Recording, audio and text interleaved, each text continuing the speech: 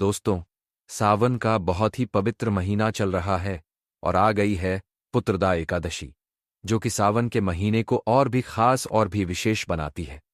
मेरे पास बहुत सारे मैसेज आए।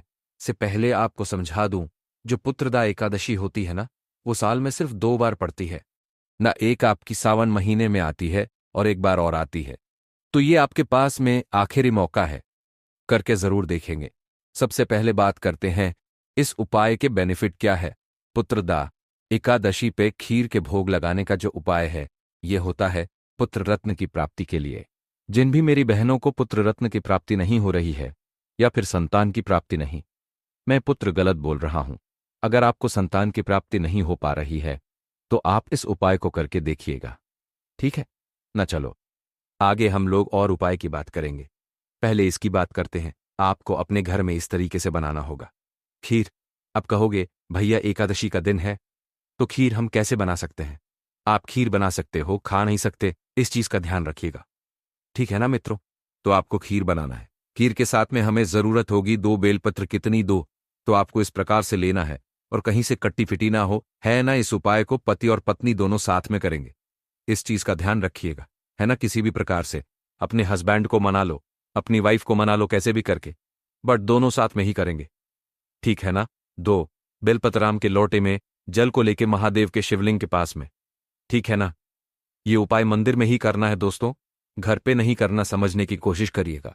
फेस रखेंगे उत्तर दिशा, नॉर्थ डायरेक्शन। पुत्रदा एकादशी पे महादेव के शिवलिंग के पास पहुंच के सबसे पहले एक आपको घी का दिया गोल बत्ती का लगाना होगा, महादेव का ध्यान करके, है ना। पहले पहुंच के दीपक लगा दो।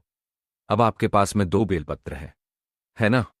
आप चाहो तो 2 बेलपत्र घर से लेके जा सकते हो, या फिर जो बेलपत्र महादेव के शिवलिंग के ऊपर पहले से चढ़ी हो उसका भी इस्तेमाल कर सकते हो, ठीक है ना। 2 की दोनों बेलपत्र को एक हस्बैंड चढ़ाए और एक बेलपत्र जो वाइफ होंगी, पत्नी होंगी, वो चढ़ाएंगे, ठीक है ना। बेलपत्र को समर्पित करने के बाद में जो आपने घर से खीर बनाया है मित्रों, उस खीर का भोग महादेव के शिवलिंग को टच करा देना, ठीक है ना। और टच करा के फिर महादेव के शिवलिंग के पास में ही रखना, पूजन करना, महादेव से विनती करना, प्रार्थना करना। और उसके बाद में ये जो 2 बेलपत्र आपने चढ़ाए थे, इसको उठा करके आप अपने घर पे लेके चले जाओ, ठीक है ना। चाहे वो हस्बैंड कर रहे हैं इस उपाय को, चाहे वाइफ कर रही है, दोनों साथ में करो, कैसे भी कर लेना। और करके दोनों लोग रात में सोने से पहले एक एक बेलपत्र चबा चबा करके, कूच कूच करके अगर आप खा लेते हैं तो आपको संतान की प्राप्ति जरूर होगी। पुत्रदा एकादशी का नाम ही है ऐसा कि आप सभी को संतान की प्राप्ति जरूर होगी। जिन भी मेरे भाई बहन को इस प्रकार से समस्याएं आ रही हैं मित्रों, उनको संतान का सुख नहीं मिल पा रहा, ठीक है ना, करके जरूर देखिएगा। और अगर आप इस वीडियो को शेयर भी करिएगा बहुत ज्यादा लोगों के पास, ठीक है। अब हम लोग बात करते हैं पुत्रदा एकादशी पे कुछ और उपाय की करने की।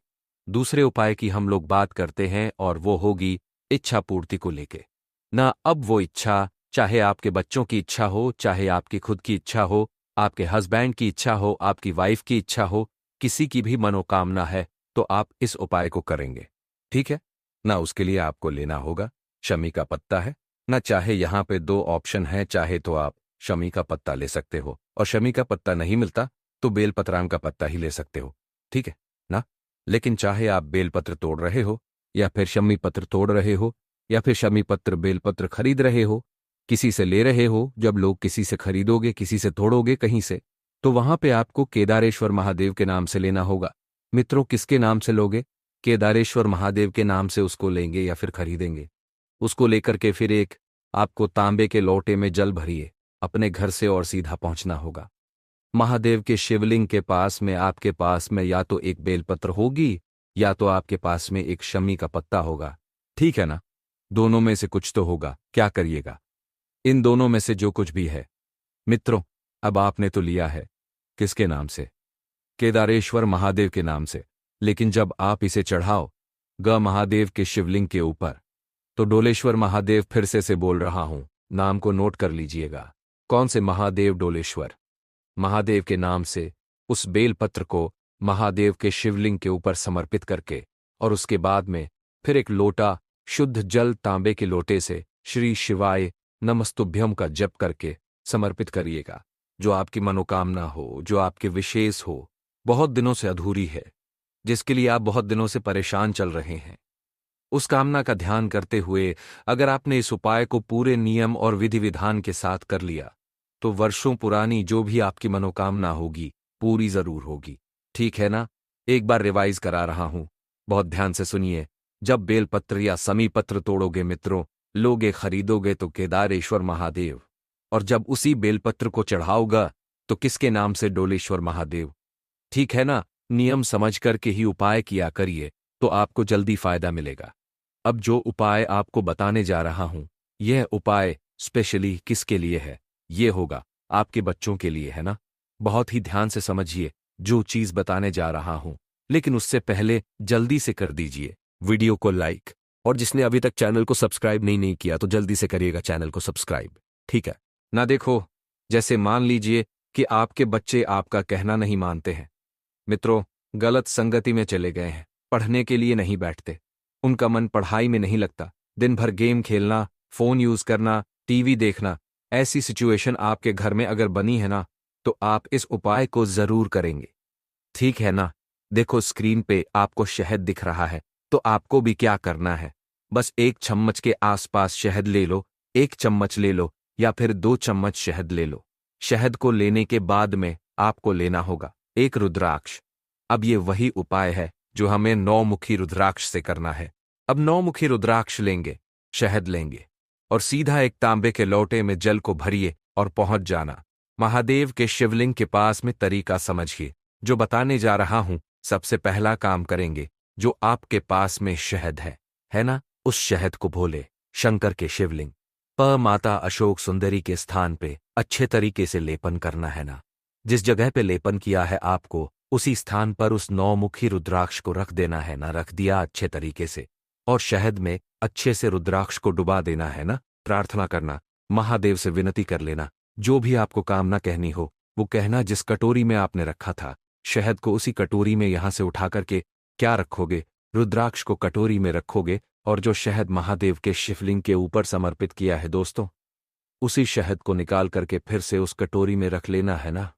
इस कटोरी के जल को लेकर के अपने घर पे जाएंगे रुद्राक्ष के साथ में, और उससे पहले महादेव के शिवलिंग के ऊपर एक लोटा जल जरूर चढ़ा देना। घर पहुंच गए। घर पहुंचने के बाद में आपको रुद्राक्ष को अच्छे से धुल करके जिस स्थान से उठाया था वहां पे रख दो, और उसके बाद में इसका जो शहद होगा वो आपको 9 दिनों तक आपको अपने बच्चे को किसी भी चीज में मिक्स करके या फिर ऐसे भी करके आप चटाना स्टार्ट कर दो मित्रों। उसकी जो गलत संगति होगी, गलत आदत होगी, गलत हैबिट होगी, वो सुधरना स्टार्ट हो जाएगी। ठीक है ना? करके जरूर देखेंगे। और हाँ, जरूरी नहीं कि इस उपाय को आप चाहो तो बच्चे के लिए कर सकते हो। कोई बड़ा अगर है, वाइफ है, हस्बैंड है, कोई भी है, गलत संगति में है, उनके लिए भी कर सकते हो। ठीक है ना? चलो अब बात करते हैं इस वीडियो के सबसे आखिरी और बहुत ही छोटे से उपाय की, जो कि हमें करना होगा मक्खन के साथ में। ये भी आपके बच्चों को, आपके हस्बैंड को, आपकी वाइफ को सुधारने के लिए ही है ना? समझने की कोशिश करिए। गाय यहां पे फिर से क्या दिख रहा है? आपको मक्खन मार्केट में बहुत ज्यादा मात्रा में मक्खन मिल जाएगा, तो आपको थोड़ा सा मक्खन लेना। मक्खन के साथ में आपको तांबे का लोटा लीजिएगा, उसमें जल भरिए दोस्तों, और सीधा पहुंच जाना फिर से महादेव के शिवलिंग के पास में, है ना? हमने क्या किया था? हमने पहले उपाय में माता अशोक सुंदरी के स्थान पे लेपन किया था शहद का, लेकिन इस उपाय में आपको उस मक्खन का लेपन करना है महादेव के शिवलिंग के ऊपर अच्छे तरीके से करना, और इस कामना से करेंगे, हे शिव शंभु भोलेनाथ, हमारे घर में इस तरीके से समस्याएं हैं, लोग बिगड़े हुए हैं, गलत संगति में हैं, आप इन्हें ठीक कर दें। करने के बाद में आपको इस मक्खन को यहां से निकाल करके किसी छोटी सी कटोरी में रोक लेना। जब मक्खन को आप निकाल रहे हो तो महादेव से यह विनती करेंगे कि हे शिव शंभु, हम इसे औषधि के तौर पे ले रहे हैं, और लेकर के कटोरी में रोक लेना। फिर इस कटोरी को लेकर के घर जाएंगे दोस्तों। उससे पहले एक लोटा शुद्ध जल तांबे के लोटे से श्री शिवाय नमस्तुभ्यं का जप करके समर्पित करिएगा। अब आपको इस मक्खन को 11 दिनों तक, जो शहद वाला उपाय था उसे 11 दिनों तक खिलाना है, लेकिन जो मक्खन वाला उपाय होगा इसे आपको 11 दिनों तक खिलाना है अपने बच्चे को, या फिर जो व्यक्ति आपके घर में चिड़चिड़ा या फिर बहुत क्रोध करता है ना, फ्रिज में रख दीजिएगा और डेली इस्तेमाल आप करके देख लीजिएगा, आपको बहुत फायदा मिलेगा, है ना? किसी चीज में मिला दो, चाहे ब्रेड में लगा दो, या फिर किसी भी चीज में खिला सकते हो, ठीक है ना?